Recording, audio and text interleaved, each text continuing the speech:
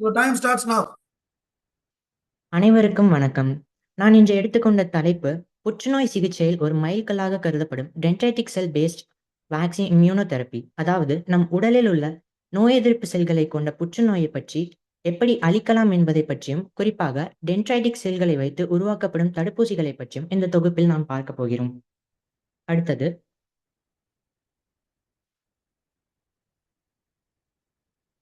Cancer. Cancer என்பது கட்டுப்பாடற்ற செல் வளர்ச்சியை குறிப்பது.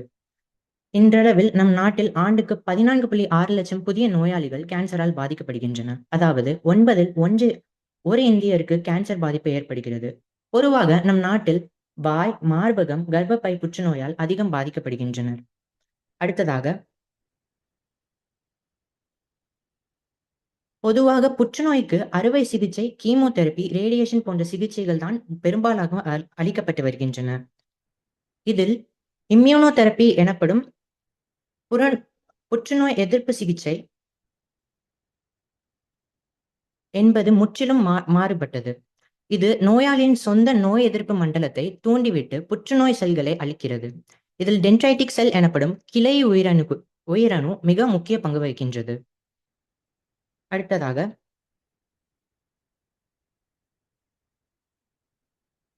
முதலில் டென்ட்ரைட்டிக் செல் என்றால் என்ன? இவை 1973இல் ரால்ஃப் ஸ்டெயின்மென் என்பவரால் கண்டுபிடிக்கப்பட்டது. இதற்காக அவர் நோபல் பரிசும் வாங்கியுள்ளார். இவை ப்ரொஃபஷனல் ஆன்டிஜன் பிரசன்டிங் செல்ஸ் என்றும் அழைக்கப்படுகின்றன. அதாவது பிற பொருள் எதிரியாக்கிகள் ஆன்டிஜன்களை பிடித்து அவற்றை செயலாக்கி நோய் எதிர்ப்பு மண்டலத்தின் பிற செல்களுக்கு அறிமுகப்படுத்துகிறது. அதனால் இவை ஆன்டிஜன் பிரசன்டிங் செல் என அழைக்கப்படுகின்றன. இவை இரத்தத்திலும் திசுக்களிலும் அதிகமாக காணப்படுகிறது. அடுத்ததாக இவை செயல்படும் விதத்தை பற்றி காண்போம். நம் உடலில் முதிர்ச்சி அடையாத டென்ட்ரைட்டிக் செல் எனப்படும் கிளை உயிரணுக்கள் ரோந்து செல்கின்றன. புற்றுநோய் செல்களை கண்டதும் அவை விழுங்கி அதன் ஆன்டிஜன்களை தனியாக பிரித்தெடுக்கின்றன. பிறகு அவை நிணநீர் கணுக்கள் எனப்படும் லிம்ப் நோட்ஸ்களுக்கு சென்று அங்கே இருக்கும் CD4+ மற்றும் CD8+ டி செல்களிடம் இந்த ஆன்டிஜன்களை சமர்ப்பிக்கின்றன. இதனால் தூண்டப்பட்ட டி செல்கள், அதாவது ஆக்டிவேட்டட் டி செல்ஸ் புற்றுநோய் செல்களை தேடி அழிக்கின்றன.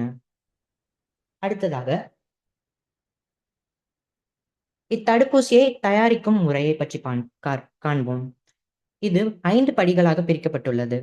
இதில் முதலில் நோயாளியின் இரத்தத்திலிருந்து லூகாஃப்ரெசிஸ் என்னும் முறையில் மோனோசைட்டுகளான ஒற்றை அணுவை பிரித்தெடுக்கின்றன. அவற்றை ஆய்வகத்தில் எக்ஸ் வைவோ கண்டிஷனில் வளர்த்து டென்ட்ரைட்டிக் செல்களாக மாற்றுகின்றனர்.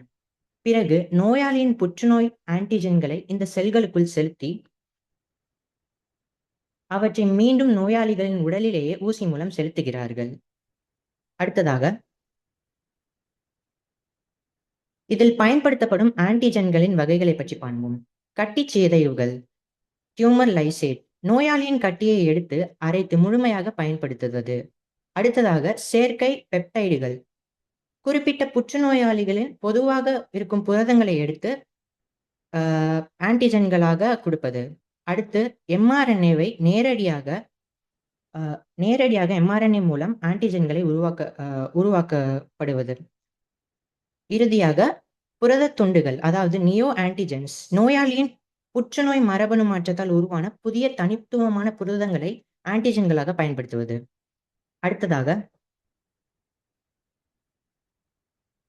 இந்த தடுப்பூசியை செலுத்தும் முறைகளை பற்றி காண்போம். டென்ட்ரைட்டிக் செல்களின் வகைகளை பற்றி காண்போம். மோனோசைட் டிரைவ்டு டென்ட்ரைட்டிக் செல்ஸ், அதாவது இரத்த வெள்ளை அணுக்களிலிருந்து ஆய்வகத்தில் உருவாக்கப்படுவ இந்த செல்கள் தற்போது அதிகம் பயன்பாட்டில் உள்ளது. இயற்கை அல்லது இரத்த கிளை உயிரணுக்கள், பிளட் டென்ட்ரைட்டிக் செல்ஸ், இவை நேரடியாக இரத்தத்திலிருந்து பிரித்தெடுக்கப்படுபவை. இவை மிகவும் அரிதானவை, அதனால் அதிக திறன் வாய்ந்தவை என்று கருதப்படுகிறது. ஆனால் அவற்றை பிரித்தெடுப்பது சற்று கடினம். அடுத்ததாக இந்த தடுப்பூசியை செலுத்தும் முறைகளை பற்றி காண்போம். முதலாவதாக தோலின் அடியில் செலுத்துதல், இன்ட்ராடெர்மலாக இத்தடுப்பூசியை கொடுப்பது. அடுத்தது நிறநீர் கணுக்கள், அதாவது இன்ட்ரானோடல் வழியாக கொடுப்பது. இதில் நேரடியாக நிறநீர் முடிச்சுகளுக்குள் செலுத்துதல். அதனால் டி செல்கள் வேகமாக அதனால் தடுப்பூசியின் வீரியம் தீவிரம் டி செல்களுக்கு வேகமாக சென்றடையும். அடுத்ததாக இன்ட்ராடியூமரல், அதாவது நேரடியாக புற்றுநோய் கட்டிக்குள்ளேயே செலுத்துவது. இறுதியாக இரத்த நாளம் வழியாக, அதாவது வெயின்ஸ் வழியாக இரத்த ஓட்டத்தில் கலக்க செய்வது. அடுத்தது இதன் மருத்துவ பயன்பாடுகளை பற்றி காண்போம். முதலில் தோல் புற்றுநோயில் இது பரவலாக பயன்படுத்தப்படுகிறது. அடுத்தது புரோஸ்டேட் கேன்சரில் சிபியூலிசல் டி எனப்படும் புரோவென்ஸ் என்பது FDA எனப்படும் அமெரிக்க ஃபுட் மற்றும் ட்ரக் அசோசியேஷனால் அங்கீகரிக்கப்பட்ட முதல் டென்ட்ரைட்டிக் செல் தடுப்பூசி. இது புரோஸ்டேட் புற்றுநோய்க்கு பயன்படுத்தப்படுகிறது. அடுத்தது மூளைக்கட்டி, கிளையோபிளாஸ்டோமா. மூளையில் ஏற்படும் தீவிரமான புற்றுநோய் கட்டிகளுக்கு இது பயன்படுத்தப்படுகிறது. இறுதியாக சூழ்பை புற்றுநோய், ஓவேரியன் கேன்சர். கீமோதெரபியுடன் இணைந்து இந்த தடுப்பூசியும் கொடுக்கப்படுகிறது. இது மட்டும் இல்லாமல் மற்ற கேன்சர்களுக்கும் இவை கொடுக்கப்படுகிறது. அடுத்ததாக இந்த சிகிச்சை முறையின் நன்மைகளை பற்றி காண்போம். தனிப்பயனாக்கம், அதாவது பர்சனலைஸ்ட். ஒவ்வொரு நோயாளிக்கும் அவர்களின் சொந்த செல்களை கொண்டு தனித்தனியாக தயாரிக்கப்படுகிறது. இதனால் மெமரி செல்ஸ் உருவாக்கப்படுகிறது. எதிர்காலத்தில் புற்றுநோய் மீண்டும் வருவதை தடுக்க முடிகிறது. கீமோதெரபி எனப்படும் வேதி சிகிச்சை ஒப்பிடும்போது பக்க விளைவுகள் இதில் குறைவு. அடுத்ததாக இதனுடன் கூட்டு சிகிச்சைகளாக, அதாவது கம்பைன் தெரப்பிகளாக கொடுக்கப்படும் மற்ற தெரப்பிகளை பற்றி காண்போம். கிளை உயிரணு தடுப்பூசி மட்டும் சில நேரங்களில் போதுமானதாக இருப்பதில்லை. அதனால் இதை கூட்டு சிகிச்சைகளாக செக் பாயிண்ட் இன்ஹிபிட்டர்ஸுடன் புற்றுநோய் செல்கள் டி செல்களை முடக்குவதை தடுக்கும் மருந்துகளுடன் இணைத்து வழங்கப்படுகிறது. அடுத்ததாக கீமோதெரப்பியுடன். கீமோதெரப்பியில் புற்றுநோய் செல்களை அழித்து ஆன்டிஜென்களை வெளிப்படுத்த உதவுகிறது. இந்த கூட்டு முறையின் சிகிச்சையின் வீரியத்தை அதிகரிக்கின்றன. அடுத்ததாக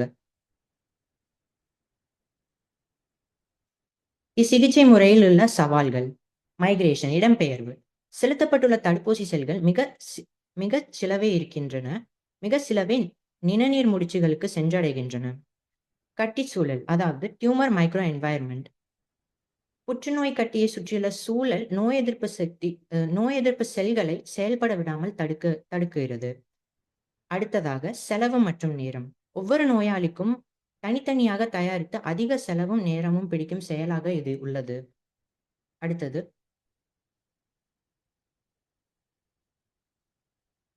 இச்சிகிச்சை முறையில் எதிர்கால தொழில்நுட்பத்தை பற்றி காண்போம்.